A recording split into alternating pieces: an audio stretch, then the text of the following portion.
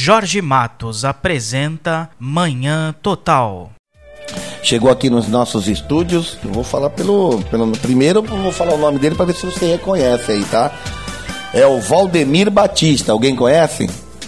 Não, né? É o Valdemir Batista só no escritório dele, mas como vereador, nós estamos aqui com o Val Advogado. Bom dia, Val, beleza? Bom dia. Quero agradecer e desejar também um bom dia e uma semana abençoada a todos os ouvintes da Rádio Litoral Paulista, uma rádio realmente que é a mais ouvida do Guarujá. Então, obrigado pelo espaço. Muito bom. É isso aí, o programa Manhã Total traz aqui mais um pré-candidato dos 11 pretensos gestores dos próximos 4 anos, né? Sendo aqui entrevistado pelo Jorge Matos, né? Que está aqui toda manhã de segunda a sexta. Na parte técnica, o nosso amigo Jailson Leutz. Val, por que ser prefeito de Guarujá? Obrigado, Jorge. Essa pergunta é muito importante, é pertinente, é o que a gente ouve também quando nós estamos na rua, né?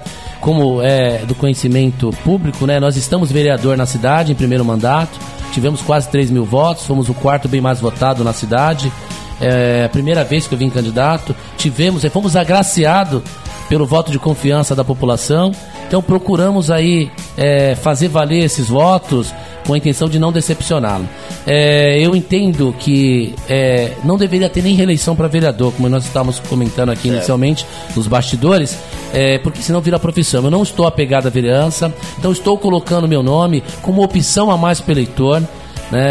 Coloquei meu nome também como opção por Partido Solidariedade, que realmente ratificou na quarta-feira agora, dia 3, na nossa convenção, confirmando o nosso nome como candidato para as eleições de 2016 pelo Partido Solidariedade. Então, nós estamos preparados, a vereança tem sido um aprendizado e aquilo que eu falei já inicialmente, né? Nós estamos apegados à vereança. Mais de um mandato vira profissão. E profissão, Jorge, eu já tenho, sou advogado, né? A sua área? Eu sou advogado criminalista e também eu tenho especialidade em direito municipal. Muito bom. O que a gente precisa realmente é que as pessoas esclareçam para a população, principalmente os que têm pouca informação a respeito de política e políticos, qual a sua intenção. Você, como um pré-candidato a prefeito na cidade do Guarujá, como é que está a tua visão em relação à atual situação de zeladoria, principalmente, e esse desgaste que é o fato de ser político? Hoje em dia, né, vou iniciar pela primeira pergunta, né? Nós vivemos uma crise a nível nacional, né, que vem refletir de forma considerável, né, nos estados e principalmente no município, porque nós moramos no município, então nós somos atingidos diretamente com essa crise. Também a queda na arrecadação do município acaba inviabilizando para qualquer gestor fazer investimento, né? Então os investimentos acabam não acontecendo, a arrecadação acaba influenciando. Se não tem dinheiro, fica difícil você honrar compromissos com fornecedores, com prestadores de serviço e acaba também refletindo na zeladoria da cidade. Nós sabemos que a atual gestão, ela fez algumas coisas que realmente vieram a corrigir vícios, corrigir equívocos de administrações anteriores na parte administrativa, mas também pecou um pouquinho, nós sabemos, são problemas pontuais que acontecem na cidade, principalmente na área da zeladoria. Por quê? Porque não tinham condições de honrar os compromissos com os fornecedores, com prestadores de serviço. Nós tivemos aí, em alguns momentos, interrupção por um período curto de tempo em relação à coleta seletiva.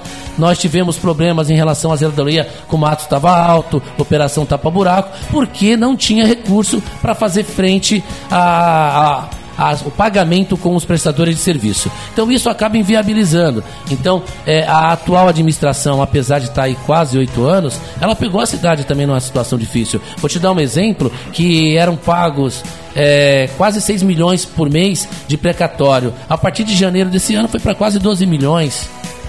Então fica difícil. Uma bola de neve. É uma bola de neve. E essa dívida não foi contraída por essa atual administração. Não, é dívida de outras administrações, né? Que vem se arrastando. Uma hora cai no colo de um gestor. Então o gestor hoje tem que se virar nos 30. O gestor tem que ter na mente que a máquina tem que ser eficiente. Tem que fazer uma administração muito eficiente. E eu costumo dizer, quando o cobertor está curto, né, a gente precisa cortar na própria carne. Então tem que priorizar. Nós temos que priorizar algumas áreas. Priorizar a saúde, priorizar a educação, administração e principalmente em infraestrutura, quando se fala em zeladoria da cidade. Então, hoje nós temos essa dificuldade, sim, mas é possível avançar. Eu costumo dizer, nós iremos... qual é o desafio do próximo gestor? O próximo gestor ele tem que manter o que deu certo nessa administração e corrigir os equívocos pontuais, com o objetivo de fazer com que a cidade retome seu crescimento e venha proporcionar mais qualidade de vida para a população do Guarujá. Não, de fato, a tua colocação tem muito a ver com que a grande maioria desses 11 pré-candidatos, né, pretendem. Hoje, último dia do ano, vamos supor, amanhã, dia 1º de janeiro de 2017, Val Advogado assume a prefeitura e 3 pontinhos. Prioridade. Nós precisamos passar para a população, né, que nós desenvolvemos um plano de governo, tanto eu quanto a nossa vice-candidata, que é a professora Giana. Ela teve participação considerável, como também outras pessoas que são formadoras de opinião, professores, pessoas realmente que contribuíram de forma considerável nesse nosso plano de governo, que nós vamos apresentar, vamos registrá-lo e iremos discutir no momento oportuno. Tem a participação popular nesse plano de governo? Nós consultamos algumas pessoas que atendem o anseio da população. Não é um estelionato eleitoral, são coisas viáveis e coisas que realmente...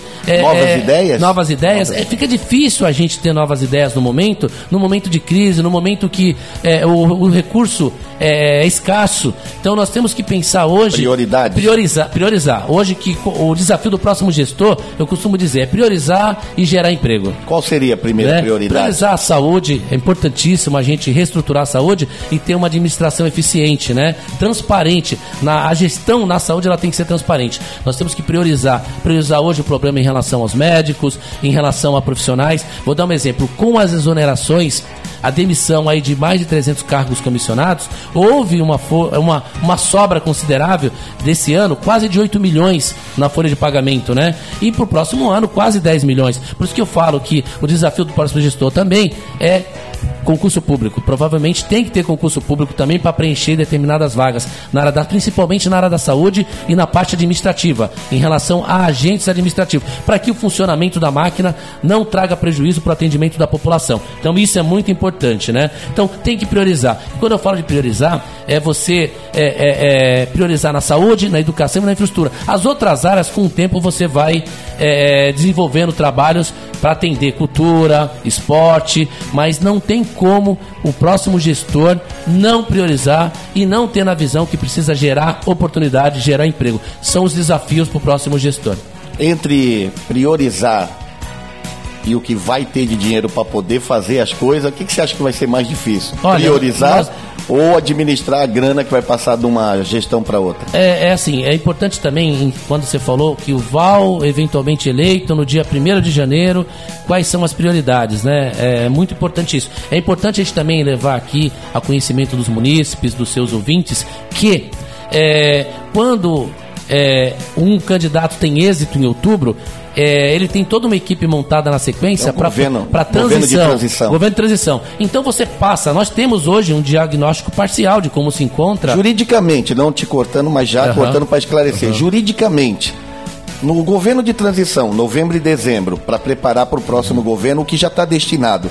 O que tem e o que não tem como mudar relacionado ao que ela já vai deixar, por exemplo? Você tem, na verdade, um LDO, né? Uma lei de diretrizes orçamentárias, você tem todo um orçamento. Mas tem como mudar? Desse ano fica difícil.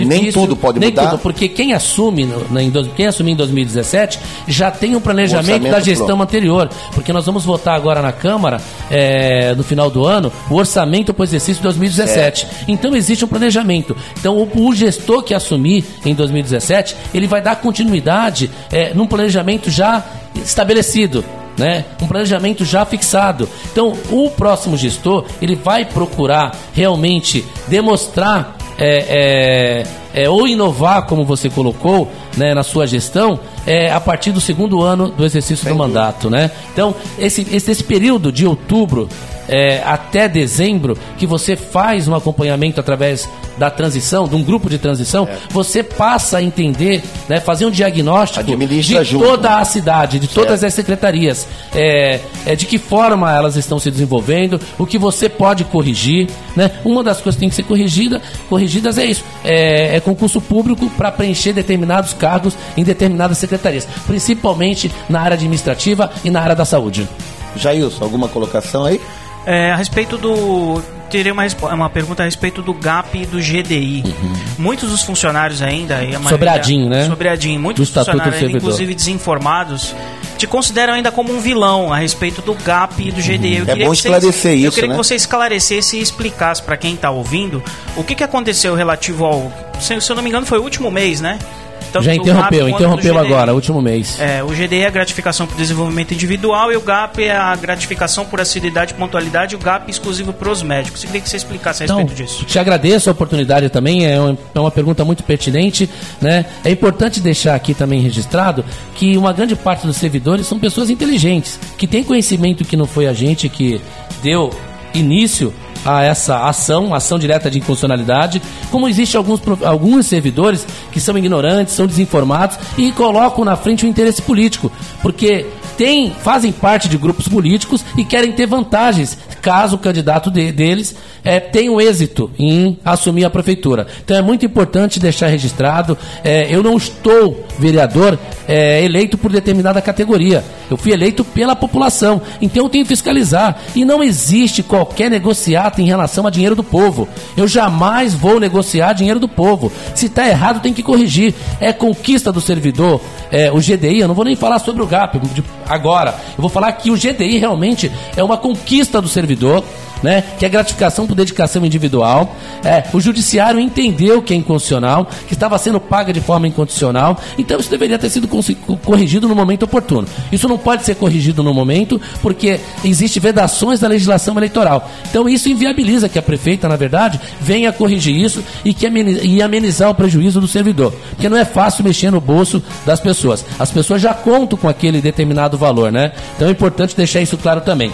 Eu não tenho nada a ver com isso. O meu questionamento em relação a uma representação, que é a minha função, que é fiscalizar e legislar, foi que eu fui procurado em janeiro de 2015, por alguns educadores que não concordavam com a forma que é feita a seleção de projetos para preencher os cargos de diretor, coordenador e supervisor de escola. Eu fui procurado porque eles entendem que era muito subjetivo, que tinham alguns trabalhos que eram apresentados, que eram copiados da internet, que eram plágios, e ficaram indignados. E eu me debrucei sobre o Estatuto do Servidor, no tocante aos artigos 68, 687, 688. Isso mesmo.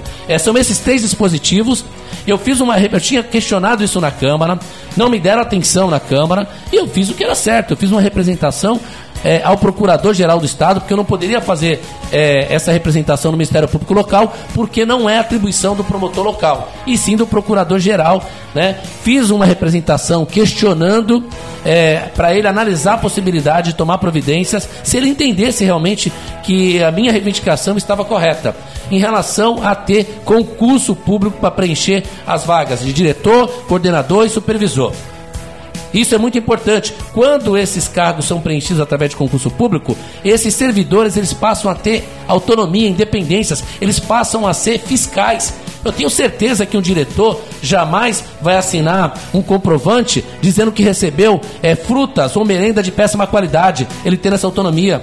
Porque quando é indicado politicamente por vereador, ou pelo prefeito, ou por um secretário, um diretor de escola, um coordenador supervisor, ele fica submisso. Está amarrado, fica amarrado. Se ele fiscalizar, ele perde o cargo.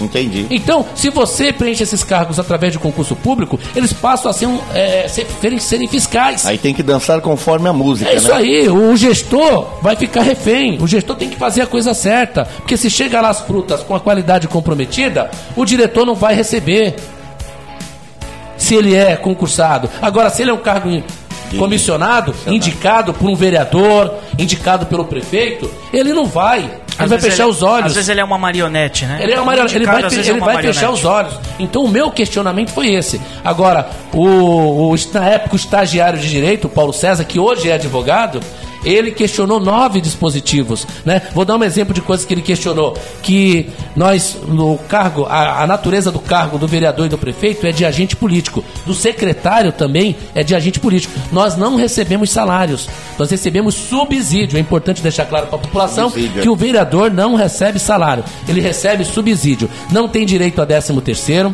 não tem direito a férias e nem um terço sobre as férias. FGTS não tem também. Então o que acaba acontecendo? Os secretários estavam recebendo isso. E esse rapaz, que hoje é advogado, que na época era estagiário, ele questionou isso. E nunca tive vínculo profissional com ele. É importante deixar registrado aqui. É meu amigo, conheço a família dele, né? Hoje tenho uma amizade muito mais próxima, porque é um rapaz muito inteligente. Extremamente inteligente. É um bom advogado? Inclusive, ele já tinha passado na ordem no último ano da faculdade. Ele já tinha tido muito êxito no concurso da OAB. E é difícil, né? Hoje é muito concorrido, né? Hoje está muito rígido. Então, só para deixar claro aqui, ele questionou isso. E outras coisas, perpetuação de campa, né? E outros dispositivos mais. O Estatuto tem mais de 1000 artigos. Ele questionou 8 dispositivos. Eu questionei 3, que era em relação ao diretor, coordenador e supervisor. E o procurador, quando recebeu essas representações, ele se debruçou também ao Estatuto e percebeu que existiam outros artigos contaminados de vício de inconstitucionalidade, que foram praticamente 8 ou 9 também que ele questionou. E dentro desses artigos que ele vislumbrou que eram inconstitucionais, estava o GAP, que diz respeito aos médicos, e o adicional de risco da guarda, que depois foi alterado para gratificação de risco, que eu entendo que tem que ser adicional de periculosidade, porque tem direito à aposentadoria especial. Essa é a minha visão, né? Respeito entendimentos contrários. Então o que acaba acontecendo? Eu questionei 3 artigos, tá? Não foi eu que entrei com uma DIN, com uma ação. Eu apenas questionei como o questionamento, tanto meu quanto do estagiário na época, diziam respeito à mesma lei. O procurador fez uma ação só, montou uma ação só. Ele pegou os meus questionamentos, pegou os questionamentos do estagiário e também os questionamentos que ele entendeu o nome dos que artigos, foi que era o vício, porque eu estou na vida pública, né? Tentaram atribuir isso a mim, que não procede, né? Em relação à GDI e em relação à GAP. Em relação à GDI, foi em decorrência do questionamento do estagiário em relação aos secretários que recebiam férias, 13º e um terço sobre férias, que não poderia ser pago, que não pode receber, né? A gente estava num período aí que estava faltando papel higiênico nas unidades de saúde. Então não é justo um secretário que ganha 14.100 receber um 13º, receber um salário, um subsídio a mais, que não é direito, receber férias, receber um terço sobre férias. Nós trabalhamos 12 meses seguidos. O prefeito trabalha 12 meses sem férias. O vereador trabalha 12 meses sem férias. Só tem o recesso, que eu sou contra o recesso. Eu tenho um projeto na Câmara que acaba com recesso. Porque os problemas continuam, né? Continuam. O Executivo não para. Por que o Legislativo vai parar? E hoje não se justifica mais o recesso, porque nós somos cobrados através de rede social. Antigamente, o vereador tinha que visitar suas bases eleitorais, ele tinha que estar próximo do bairro, próximo da comunidade. Hoje não, nós somos cobrados através de redes sociais, WhatsApp, Messenger, através do Facebook. Então é importante isso hoje, a gente deixar claro que eu não consigo um número de assinatura suficiente. Eu também respeito o posicionamento de alguns vereadores, né? Mas não concordo. Então nós tínhamos que acabar com o recesso. Porque o Executivo não para, porque o Legislativo vai parar? Então isso aí então, para deixar claro que o vereador não tem férias, só tem um recesso, que eu sou contra o recesso, tá? Então é importante deixar claro isso, que eu não tenho nada a ver, tá? Tem funcionários, tem funcionário me apoiando, tem alguns funcionários que me apoiam, que sabem disso. O funcionário informado, um funcionário inteligente, sabe que eu não tenho nada a ver com isso. Só quem tem realmente divulgado de forma negativa que eu tenho alguma coisa a ver com isso é o servidor ignorante, o servidor mal intencionado, o servidor que tem interesse político, que um outro candidato a prefeito vence as eleições para ele ter vantagem. Isso é evidente na cidade. Então, existe um grupo de servidores que quer o candidato A, existe outro grupo que é o candidato B, existe um outro grupo que é o candidato C, porque vai ter interesse lá na frente, né? Como também a gente costuma dizer que nós temos aí hoje 11 candidatos, né? Isso é maravilhoso, né? Não polariza, né? Não polariza, você dá opção para o eleitor escolher. Isso aí é fortalecimento da democracia, né? O eleitor tem condições de escolher. Chega de votar no menos um in, né? Nós temos pessoas aí comprometidas com a cidade. Então, tem que analisar a proposta, o plano de governo, que não seja um plano de governo que seja um estelionato eleitoral, que seja um plano de governo que seja algo possível de ser executado, viável. Nada de ilusão, né? Nada de ilusão. Que em 4 anos, por melhor que seja o seu plano de governo, se tiver alguma coisinha a mais, não dá. Porque você o povo tem 3 anos para executar seu plano de governo, porque você já pega o primeiro comprometido. Sem dúvida, porque dos 4 anos que o próximo prefeito vai assumir, para responsabilizar-se pela cidade, não sozinho.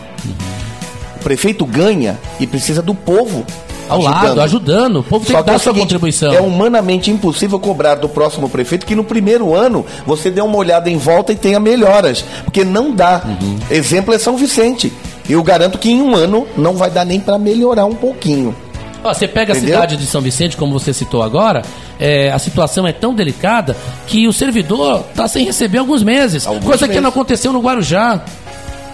Sempre foi priorizado o servidor. Mas vamos lá, nós temos servidores que realmente trabalham, são comprometidos com a população, são educados, mas tem servidor hoje que ganha 8, 10, 12 mil reais e nem aparece para trabalhar.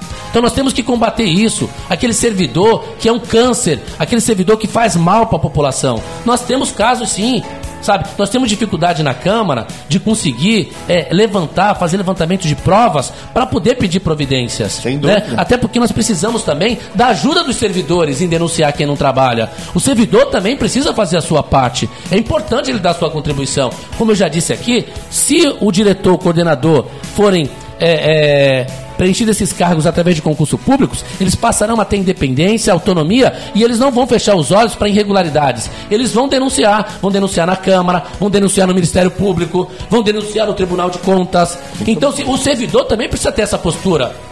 Não precisa ser condescendente com certas coisas. O servidor tem que realmente denunciar. Porque através dessa denúncia o servidor está próximo, ele está mais próximo da máquina. Ele tem um conhecimento maior, então ele também tem que dar a sua contribuição. Ele não pode fechar os olhos para irregularidades ou ilicitudes. Então, o vereador, ele além de estar fiscalizando, ele também precisa ser provocado. Precisa levar o conhecimento do vereador determinadas demandas que trazem prejuízos para a população. E eu repito aqui, eu não fui eleito para defender categorias. Eu fui eleito para defender o interesse da população. E se eu tiver que pagar um preço alto em relação à minha postura, ao meu trabalho, eu corro esse risco. Eu corro o risco de receber esse ônus, mas eu vou estar com a minha consciência tranquila. Sem dúvida. Olha, agora 9 horas e 55 minutos. Vamos para o intervalo. O Val Advogado, nosso entrevistado de hoje, vai molhar as palavras, né? Porque palavra seca não desce bem, machuca, né? Verdade. Então, como ele é um cara que muitas das coisas que falou agora ao vivo, comentou com a gente em off, né? Então já mostrou que é um cara que, se tem que falar, fala mesmo. Vamos para o intervalo, a gente já volta com o Val Advogado, pré-candidato a prefeito pelo Solidariedade. Já a gente volta, vamos lá. Jorge Matos apresenta Manhã Total. Val Advogado, pré-candidato pelo Solidariedade. Mas tá há pouco tempo nesse partido, né? Eu mudei agora, fiz pelo PSB. Aí eu migrei agora na janela, né? Quando a legislação permitiu. Ainda bem, é isso aí. Porque é bom que é mais uma opção de partido, né? É mais uma opção de partido. A gente outro dia estava discutindo, tem muito partido. Eu acho que tem que ter uma redução, eu sou favorável a reduzir. Tem muitos que são aqueles partidos do espera a eleição para ver para quem eu me vendo. É isso aí. Quer dizer, opção, inovação. Partido que não tem compromisso com a sociedade, não discute ideias, não tem debates de ideia, realmente são partidos de aluguel. Justamente, é isso que eu queria falar. Eu deixei para você falar porque... sabe por quê? Porque aí ele é advogado, ele se vira, né? Eu não tenho como. Posso contratá-lo, né? Vou ganhar esses honorários aí. Professora Giana é a tua pré-candidata a vice, junto com você nessa chapa, que já foi oficializada. Já foi agora na convenção, agora no dia 3 na Câmara.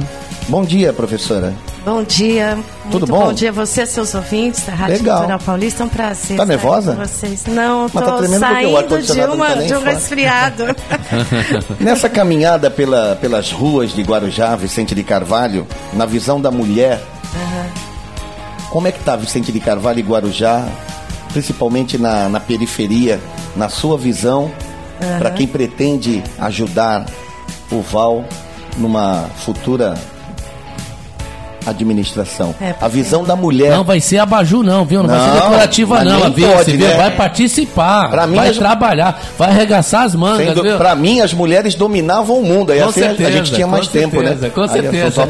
Jorge, eu vou te falar que, primeiro, eu quero agradecer, sempre vou reiterar esse agradecimento ao Val por ter me chamado, por ter me convidado, é uma honra para mim, por ele ter reconhecido e validado a minha experiência na política, que não começou hoje. Eu tenho mais de 16 anos andando por essa cidade, desde que começou da época do seu Maurício Mariano, né, até ele ter sido trieleito. Eu participei da segunda para a terceira, né, com a opção de 4 anos. E foi através dele que eu aprendi a andar na cidade, a subir os morros e tudo mais, e conversar com as pessoas. E é uma paixão. Quando você tem a vocação, até por já estar no magistério, a gente tem esse desejo de ajudar, de educar, de ensinar e saber ouvir, né? A paciência. Eu tenho muito amor pelas pessoas. A gente costumo falar com as minhas amigas, do povo, com o povo e para o povo. Isso é o que está no meu coração. Eu adoro estar com as pessoas que realmente estão nessa luta, porque já estive em todos os níveis da sociedade em termos de trabalho, por causa da minha formação. Fiquei muitos anos no Casa Grande Hotel, estive no Sofitel, estive em escolas internacionais no interior, e eu sinto que o meu lugar é aqui, que eu preciso estar aqui por amor mesmo. Então, essa pergunta que você fez, infelizmente, não tem muita diferença do que eu vi há anos atrás, porque sempre as coisas vão... se você tiver uma análise de todos os prefeitos que passaram, parece que a gente está sempre repetindo as mesmas coisas. Regrediu?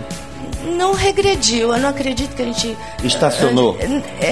Fica sempre faltando, sempre deixando uma brecha naquilo que se propôs em primeiro lugar. Por exemplo, os primeiros 4 anos do governo Antonieta, o que mais nos deixava feliz, conseguimos de novo o crédito da cidade, recuperamos o crédito, o Guarujá tem moral hoje, vamos na Caixa Econômica, vamos receber todos os benefícios e créditos de Brasília, etc. Porque não tinha como entrar dinheiro na cidade. Então, já a esperança veio novamente, né? Um olhar de vamos progredir, vamos nos desenvolver. E que vai, com o tempo, se perdendo por várias razões que o Val já colocou muito bem, explicou muito bem.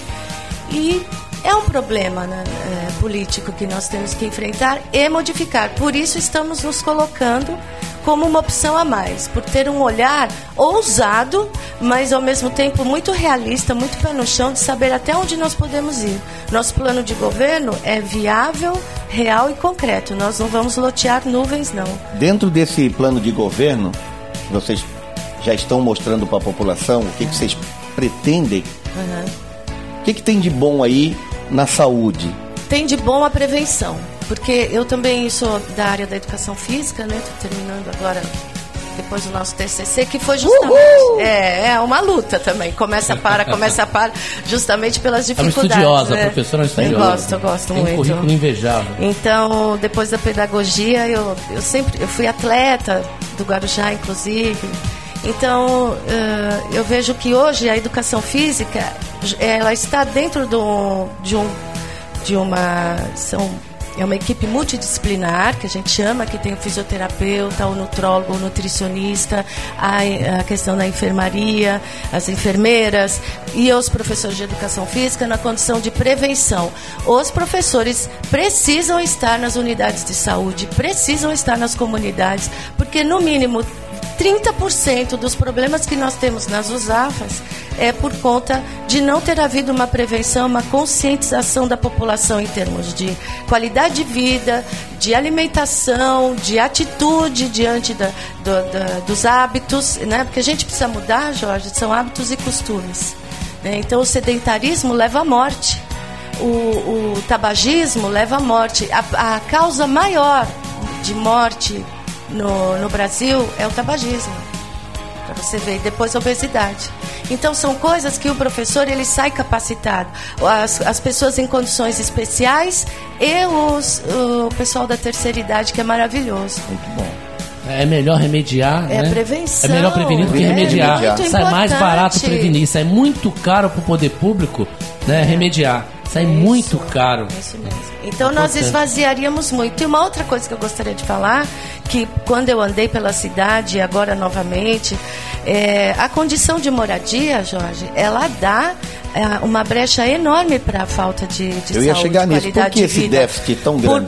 Por conta em grande parte, no nosso perfil da cidade, é a condição de moradia. Vai numa palafita, em locais que as pessoas moram em condições insalubres. Eu moro no bairro da Prainha. Então, no eu conheço bem a Prainha. Precisa plantar política na cidade, políticas públicas voltadas para regularização fundiária. Isso, é fundamental.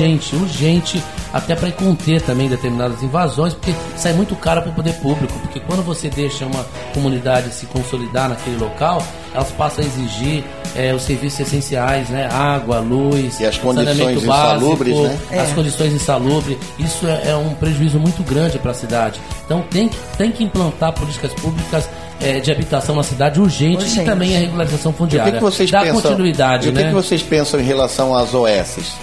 Olha, assim, eu vejo assim com bons olhos, mas tem que ser muito analisado o que tem sido realizado nesse momento, né? É o custo-benefício. Até porque eu vou te dar um exemplo. Nós temos um problema muito grave com médicos. Falta de especialistas nas unidades de saúde, né? Aí nós temos esse problema do GAP, que vai diminuir em 50% o plantão do médico, porque o GAP foi considerado pela justiça inconstitucional. Então o que precisa ter? São servidores. O servidor passou num concurso para receber determinado salário. E esse salário ele foi complementado através do GAP, para melhorar a situação do médico. Porque os médicos reclamavam. Hoje é importante deixar claro que médico é artigo de luxo. O problema de médico não é só no Guarujá, o problema de médico é na região metropolitana, o problema de médico é no estado de São Paulo, o problema de médico não é só na rede pública, é na rede particular. Eu levei 30 dias agora para passar, agora que eu vou passar hoje quando sair daqui, no otorrino, que eu nunca tive problema com sinusite. É a primeira vez. Costumo dizer, passou dos 40, passa a ter os problemas. Né? Aí o cara complica, ainda sai pré-candidato, aí aqui, até cabelo branco já, nos últimos 4 anos. Eu lembro do Val na campanha, ele não tinha essa neve caindo assim.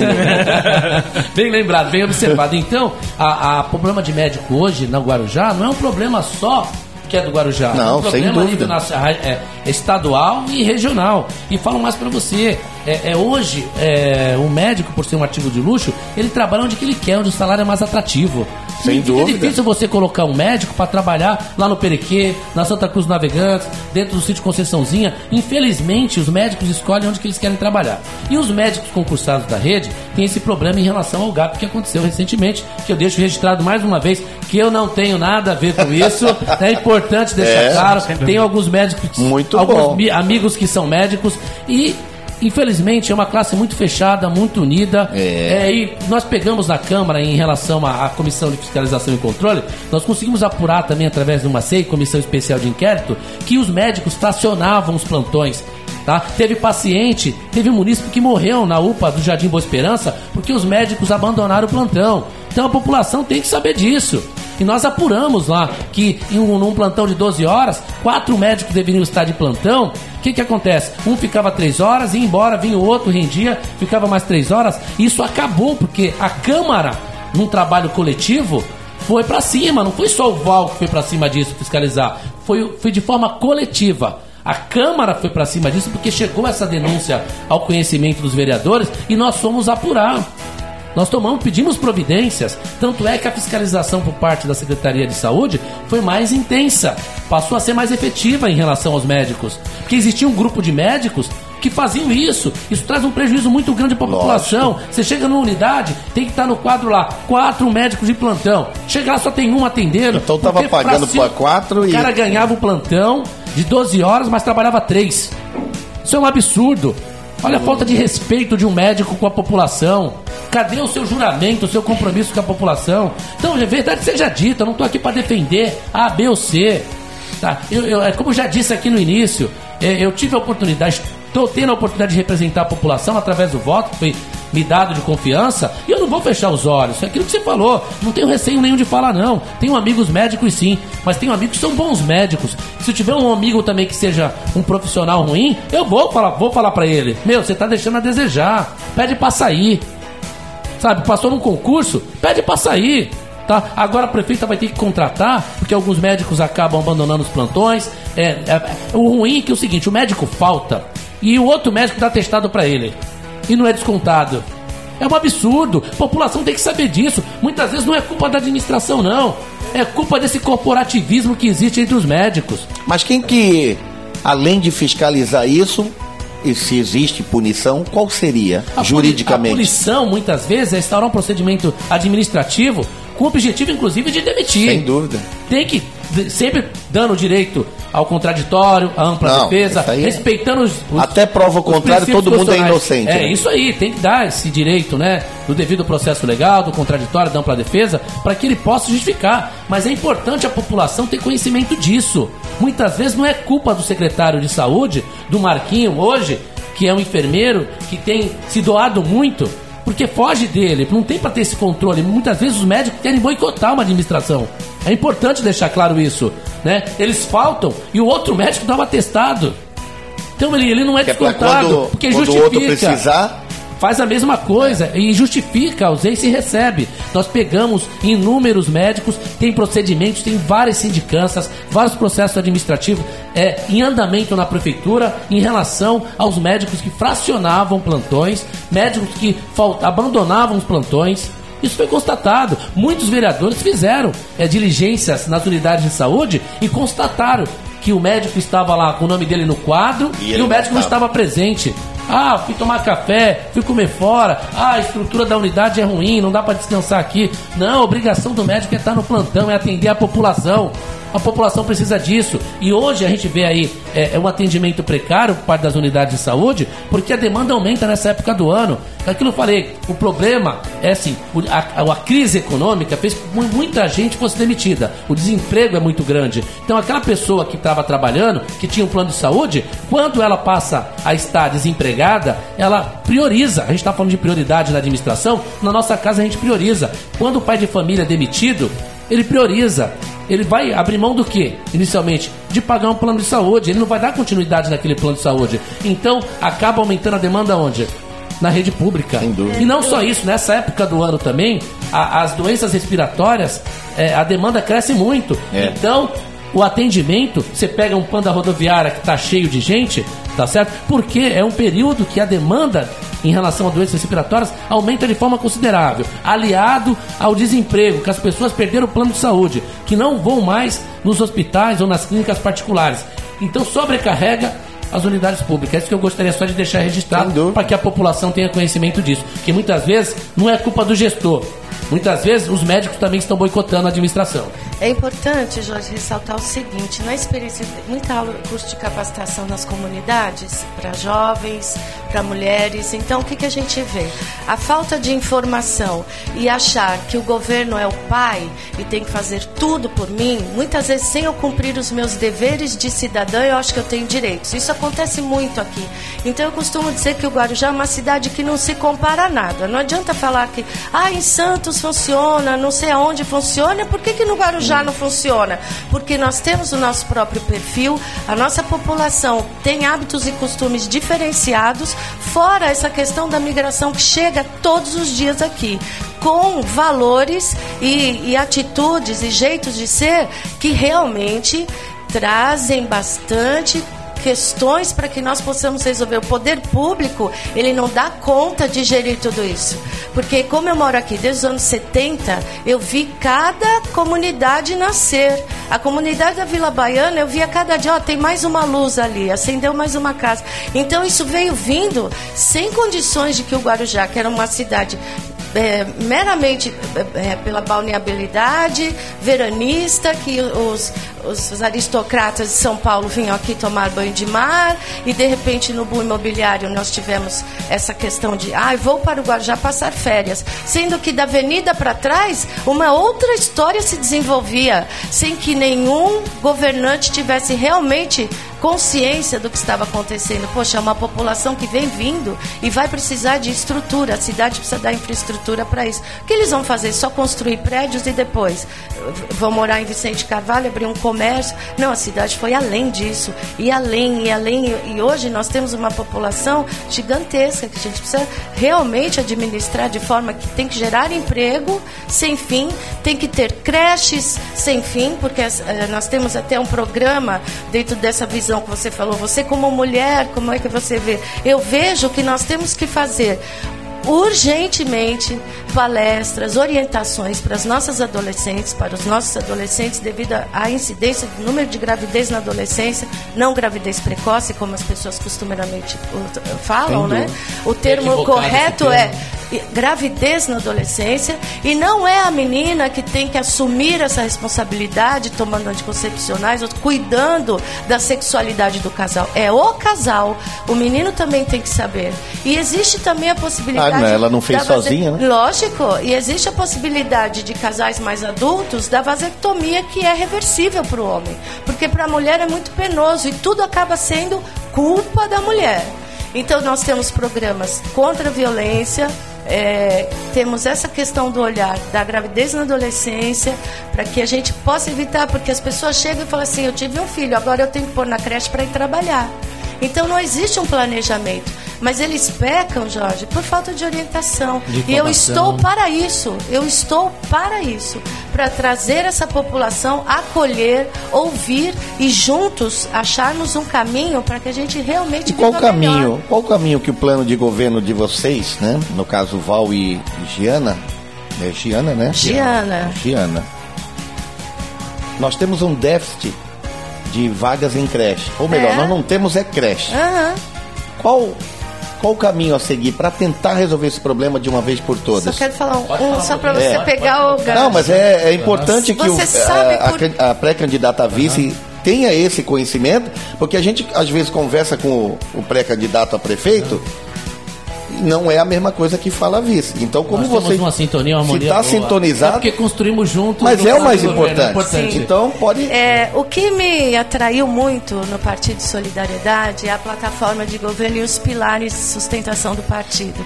E um deles é justamente esse olhar para a mulher. Nós temos uma ferramenta no governo solidário de ser colaborativo. Governo colaborativo é aquele que capacita o cidadão. Porque você não pode ficar carregando no colo o tempo todo as pessoas. E tem um governo assistencialista. Precisa capacitar a pessoa e trazê-la. O que é ser político? Todo mundo é político, Jorge. Todo mundo tem uma opinião.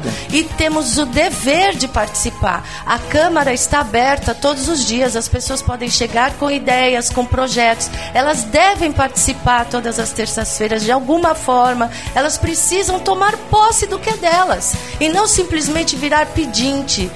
Eu preciso, eu tenho o quê? Sim, vamos fazer isso juntos. Não foi assim que seu pai te educou? Você tem obrigações e tem os seus deveres para poder ter os seus direitos e as suas gratificações, não é mesmo? A gente tem que sair dessa postura mimada, vitimizada, vitimista e assumir com uma atitude construtiva uma nova sociedade. O prefeito não pode agir pelo cidadão, ele tem que agir para o cidadão. E isso é um caminho que se faz juntos. E as creches? As creches, elas, a partir desse novo olhar que nós queremos dar, nós temos uma esperança de que haja uma diminuição de gravidez na adolescência e temos as opções das ONGs. Eu tenho um projeto do ONG Colo de Mãe, que é para essas jovens adolescentes trabalharem na própria ONG, e tem também, o Val também lembrou muito bem das demandas reprimidas para fazerem convênios com escolas particulares. Até que nós possamos, até que a própria população perceba que não tem condição da noite para o dia de se abrir creche todo mês. Em cima do que a gente falou, até em complementação, hoje você vai atender a demanda, vamos supor, um determinado bairro, você faz todo um estudo, a demanda daquele bairro são 50 crianças. Então você vai construir uma creche não se constrói em um ano, se constrói em mais de um ano. Quando você vai entregar a creche, a demanda já aumentou. Porque criança nasce todo dia, Jorge. É verdade. Todo dia nasce criança. Aquela demanda, ela aumenta de forma considerável. Então, no nosso plano de governo, né, nós pretendemos ampliar os convênios com escolas infantis. Em vez de criar o auxílio creche, que seria uma realidade também, nós vamos ampliar os convênios. A pessoa vai tentar colocar o seu filho numa unidade, né, de creche do município e vai estar numa fila de espera. Não, ela não vai ter fila de espera. Nós vamos colocá-la numa unidade conveniada com a prefeitura, que é particular, e quando tiver a vaga na unidade pública, ela retorna, ela passa a estar acolhida pelo poder público, tanto de um lado quanto de outro. E também nós temos também a noção de alugar espaços para implantar creches. Por quê? Porque nós precisamos amenizar, não vou falar solucionar o problema, porque nunca vamos conseguir solucionar o problema de falta de creches, porque criança, como eu já disse, nasce todos os dias. Então é impossível você ter 100% das crianças nas unidades, é impossível você construir. A mesma coisa, até fazendo um paralelo, uma comparação, quem vinha aqui falar pra população, quem vinha no seu programa falar que vai construir unidade de saúde, é mentiroso. Você tem que equipar melhor, você tem que ter material humano qualificado, capacitado para atender a população. Nós temos unidades hoje suficientes que nós precisamos que a população seja atendida melhor, que seja um atendimento digno. Então creche não é diferente. Nós temos que tentar amenizar. E amenizar dentro do nosso plano de governo seria isso, ampliar os convênios com as escolas, né, infantis do município, como também alugar espaços, né? Já tem a construção, já tem a estrutura, nós vamos colocar só, na verdade, o equipamento e a mão de obra. Então é uma forma de amenizar essa demanda reprimida, essa falta de vaga nas creches do município, até porque para que a mãe seja inserida no mercado de trabalho, que muitas vezes viabiliza que a mãe seja inserida no mercado de trabalho para ajudar, para aumentar a renda da família, é porque não tem com quem deixar o seu filho. Certo, sem dúvida. Muito só bem. Complementando, isso, né? Muito bem. Agora 10 horas e 31 minutos. A gente chegou ao final aí do segundo bloco, mas teremos uma nova oportunidade, né? Só estamos aguardando aí a definição. Registro da candidatura. Porque aí a partir do dia 16 nós vamos retornar com todos os dando candidatos. Espaço para todos, que é muito importante. Parabenizo desde já. Isso, agora você fica à vontade, tem o momento Maguila, né? Aquele do beijo para não sei quem, fica à vontade. Muito bom. Quero aqui agradecer, Jorge Matos, a oportunidade que você está nos dando por poder estar participando do programa, para levar informações com credibilidade à população, e nós percebemos que o programa de vocês faz isso, né? Atinge esse objetivo, que é levar informações com credibilidade a toda a população do Guarujá. Isso é muito importante. Então, agradeço de coração a oportunidade e quero aqui deixar duas advertências, né, para a população do Guarujá. Não votem em candidatos que estão procurando emprego de vereador. Procure analisar o seu perfil, procure analisar o que ele já fez pela comunidade ou pela cidade do Guarujá. Não dê emprego para pessoas que querem estar na vereança, tá? Outra coisa, também se atenham às campanhas milionárias, porque quem paga a conta no final é você, eleitor, é você, munícipe. Essas campanhas milionárias trazem um prejuízo muito grande para a população futuramente. Então, fiquem atentos com as campanhas milionárias. Era só isso, muito obrigado. Quero deixar uma tarde abençoada a todos os seus ouvintes. Valeu. Professora, à vontade aí o seu momento Maguila agora. Um grande abraço para as mulheres do Guarujá e de Vicente de Carvalho, para todo esse nosso mapa do dragão maravilhoso, que tem a maior população feminina do litoral. Graças a Deus. E quero contar com cada uma delas nessa participação, nesse encontro que nós vamos ter e construir juntas uma sociedade melhor, pacífica, amorosa, acolhedora e próspera. Está nas nossas mãos. Quero te agradecer esse espaço. Valeu. E gostei muito de estar aqui, adorei as músicas. Opa, e espero poder voltar. Só acompanhar a rádio. Vou acompanhar. Muito obrigada. Viu? Valeu, agora 10 horas e 33 minutos. Fechamos então a entrevista com o Valdemir Batista, o Val, advogado que é pré-candidato a prefeito de Guarujá pelo partido Solidariedade. Fazendo lembrete para você que está aí ouvindo a rádio e não conseguiu acompanhar a entrevista toda, ou de repente quiser ver a entrevista novamente, a entrevista de hoje, quarta-feira, reprisa na sexta, no mesmo horário, das 8 às 11. No sábado. Desculpa, no sábado.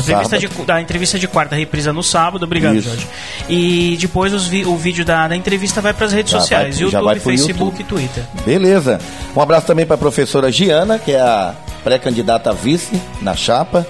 E a gente, numa nova oportunidade, vai trazê-los aqui para a gente esclarecer muito mais e falar objetivamente da sua campanha futuramente, tá bom? Grande abraço a todos vocês, 10h34, a gente já volta. Valeu!